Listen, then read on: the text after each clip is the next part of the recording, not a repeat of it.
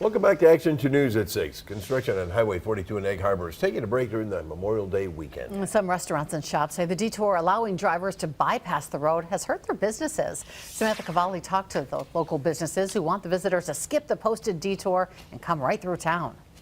Since January, this section of Wisconsin 42 that runs through Egg Harbor has been under construction. That is until this weekend.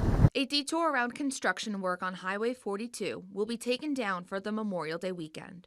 It's welcome news for those who work and live here, as well as visitors.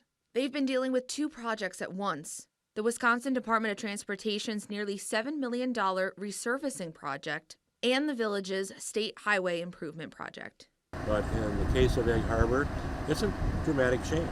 David Sanks, who lives in Egg Harbor, says there are mixed emotions about what's being done. He says Highway 42 was installed after the village was founded. And so there's a lot of property boundaries that are very close to the highway right of way, and because of that, the impact of the project has been somewhat minor and somewhat significant depending on where people's businesses are and where residents are. While there is access to local shops and restaurants, it's still a tough road.